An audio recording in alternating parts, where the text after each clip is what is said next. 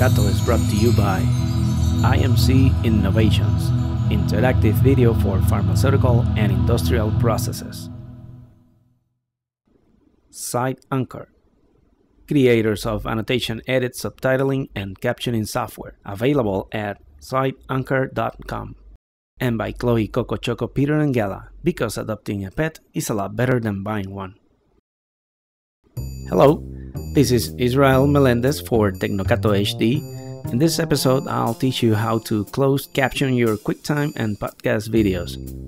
Although I typically narrate Tecnocato in Spanish, I decided to do this one in English. It is my second language, so bear with me for a few minutes. That's why this program is closed captioned, so you will know what I mean to say. And as always, your comments and suggestions are welcome. Please send them to tecnocato@tecnocato.com. So let's get started. First of all, you need to know how to view closed captions.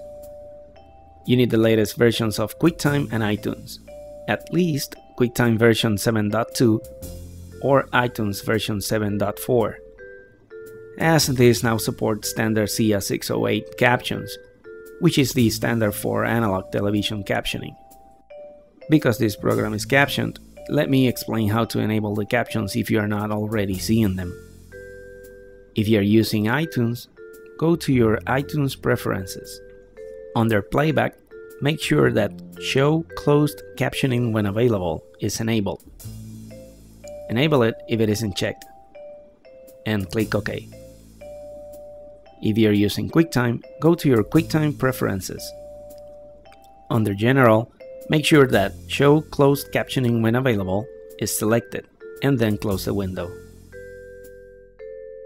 To create closed captions, this is what you will need. A QuickTime video. This is pretty obvious, but you'll need one to add captions to it. A captioning software. I'll be using Annotation Edit. And Compressor 3 to embed the captions and convert the video into a distribution format that can support closed captions. If you do not have Compressor 3, there is an alternate method provided that you have QuickTime Pro and install the Closed Caption Importer component, which is a sample component available from the Apple's developer connection site. I originally planned to include it in this tutorial, but I took it out as this video is already 20 minutes too long. So, this is the typical workflow. You create captions with the captioning software. You then export an SCC file, and you compress the video with an SCC file attached to it. Pretty straightforward, so let's continue. I shot a short video about the Tortuguero Lagoon with a small video camera mounted on a monopod, and that's the video I'm going to be using for this demonstration.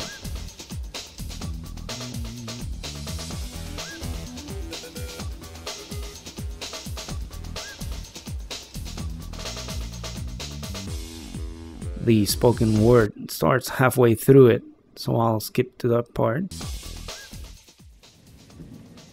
Esta es la laguna Tortuguero, que se encuentra localizada entre el municipio de Vega Baja y Manatí.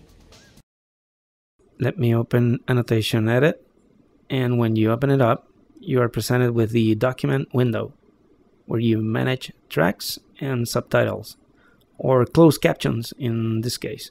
If you're using Annotation Edit for closed captioning, I recommend that you change the text style to better represent what you will see with your captions. The reason behind that is that captioning follows a standard and there is not a lot of flexibility in the way that these show up on the screen. You can do that by accessing the application preferences. I will recommend you using a monospaced font such as this one, with the size about 18 points. Although I later found out that 20 points gives a better representation, but feel free to experiment with it. The goal here is to set the text preview to closely match the final captioning text, as this is set by QuickTime and not by Annotation Edit. Closed caption lines are limited in width to a maximum of 32 characters. The shorter the lines are, the easier they are to read. Try to keep your lines at 32 characters or less. By the way, this only applies if you're using Annotation Edit for closed captioning. Next, we select a movie to work with. I'll select my movie and click OK. The movie loads to the video control window where you do the spotting and adjustments. After the movie is processed, you'll see a graphical representation of the audio. This is useful for spotting locations. You can manually search using the time slider or by dragging on top of the audio waveform.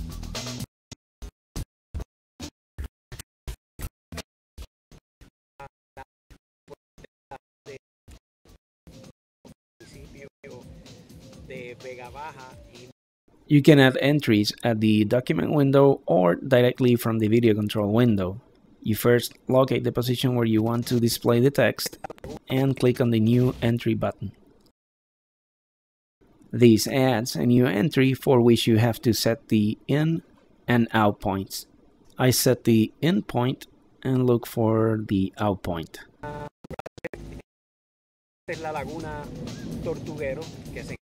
When you find your out point, click on the Out button. And to accept the entries, you must click on the Change button. And that sets a complete entry. When you do that, the text will appear on the preview screen. To transcribe the text, I'm going to turn looping on.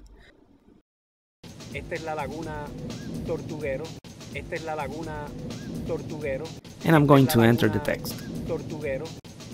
You can do this at the document or video window.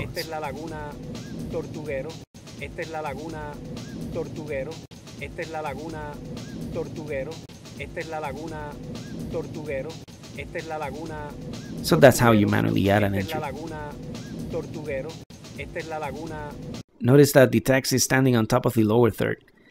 And to fix that, I click on Subtitle and that displays my subtitle options. For its vertical alignment, I'm going to select Top, and that brings it to a better location that does not interfere with the lower third.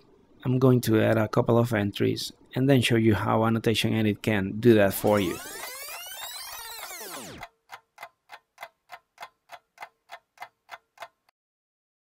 They call it quick spotting, and it's very useful and a huge time saver. Quick spotting creates instant subtitle or caption locations by analyzing the sound from your video. Depending on the quality of the audio, you will have to play a bit with the quick spotting preferences. When you open up the preferences, click on quick spotting to view the settings. You can set noise, accuracy, and continuity. Noise sets the noise level to be regarded as background noise. Accuracy sets the level of temporal detail to be considered as a new entry. And continuity sets how to combine caption zones. Test setting will create a new track based on the current settings. VoiceOver will set the parameters for a typical narrated movie, and defaults will reset all three options. I'm gonna give you a tip. If you have access to the source material, my recommendation is that you work with a version that has a clean audio. You can do that by exporting a movie with just the narration on it and later replace it with the full audio version. And that's gonna be a lot better for quick spotting. For this video, I did not have that option. So for my movie, I'll be using about 75% for the continuity and accuracy and about 50% for the noise parameter. And close the preferences window when done.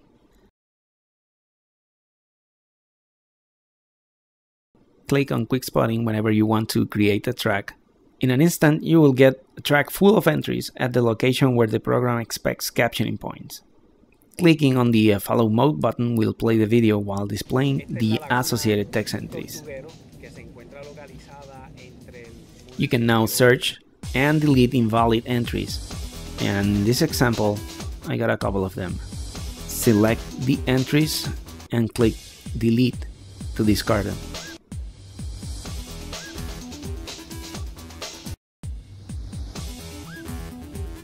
Esta es la laguna Tortuguero, que se encuentra localizada entre el municipio de Vega. As you can see, my entries need fine-tuning. I got a few very short entries, and one way of fixing this is to delete one and extend the first one. You do that with the expand selection arrows. When you're satisfied with your selection, click on the Change button to accept the modification. You can activate looping to facilitate transcription, and because this is very repetitive, I'm gonna speed it up.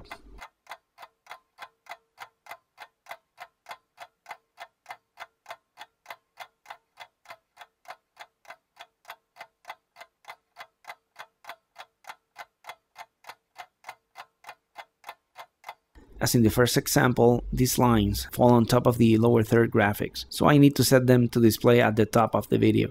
To change the vertical alignment, you first select the line or lines, as in this case, open up the subtitle pull-down, and select top for the vertical alignment.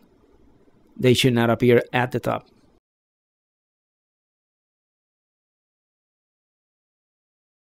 And the rest of the entries are properly displayed at the bottom, so those are okay. I now have completed all my entries, but I noticed that I have a few entries that I would like to have as one single caption.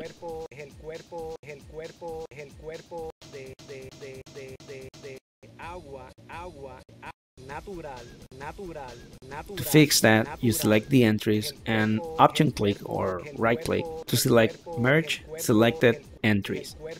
An annotation edit joins them for you. It even adds the spaces between the words.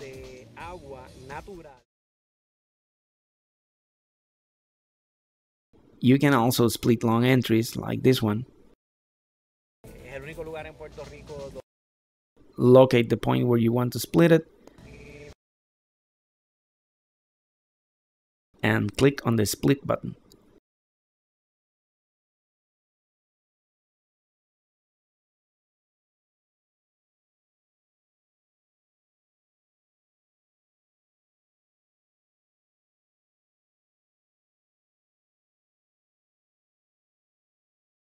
Es el único lugar en Puerto Rico, donde puedes encontrar. I have completed my project, and I'm going to make sure that all my captions are left aligned. I select all of them and set the horizontal alignment to the left. I am now ready to export my captions. I'm going to select File, Export As,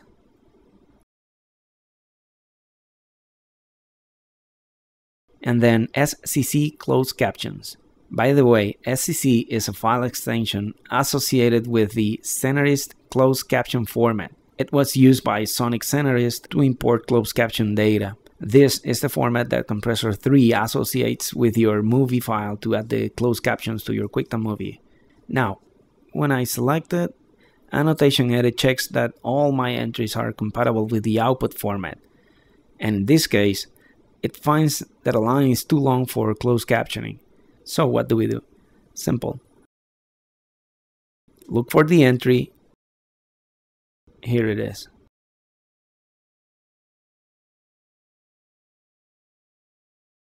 And split the line in two. I'm going to split it right after the third word. Okay, that should fix that line, and I will try to export the file again. Since I have a few lines that are too long for closed captions, I'll fast forward this part.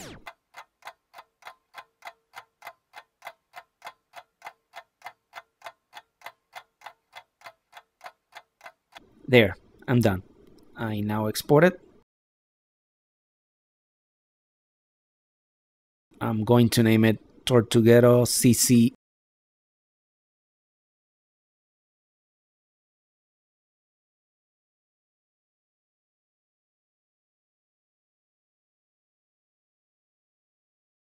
Click on Save, and success. I now have a video and an SCC file ready for the next step.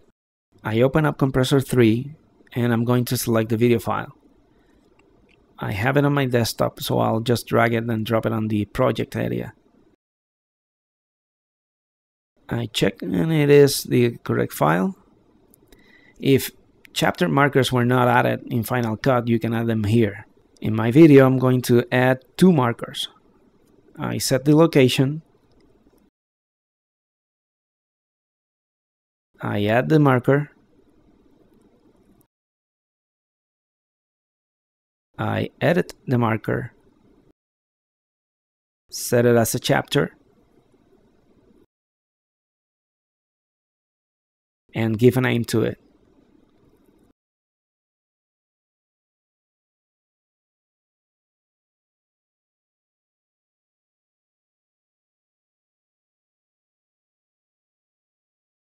I'll do the same thing for the second marker.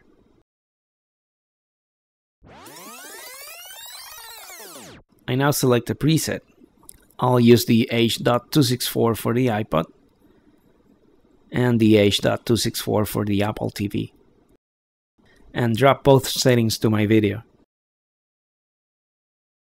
Now, to assign the closed caption file, I select the video and bring up the inspector. This is where you assign a closed caption file to your movie. To do that, click on Additional Information and choose the file you just created. You can ignore the logo, it's not the right one, it's just that it shares an extension used by Apple's color application. We select it and click Save. If you're ready to compress, click on Submit.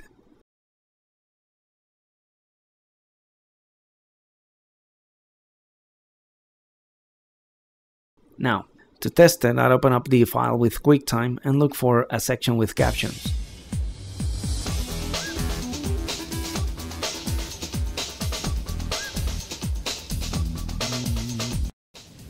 The chapters are working properly and the captions seems to be okay.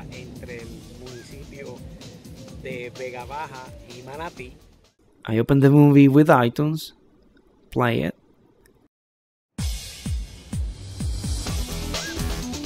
and also jump to the section with captions.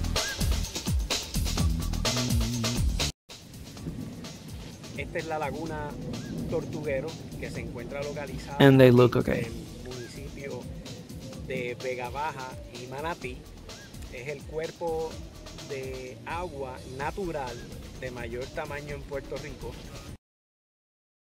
And that's everything you need to know to start captioning your videos. Oh, by the way, one more thing. The new iPods support closed captioning. To view captions with the iPhone or the iPod Touch, go to the settings, select iPod, and enable closed captions.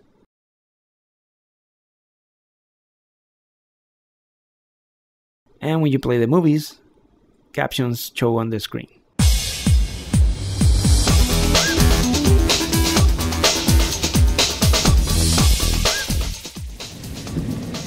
Esta es la laguna Tortuguero, que se encuentra localizada entre el municipio de Vega Baja y Manatí.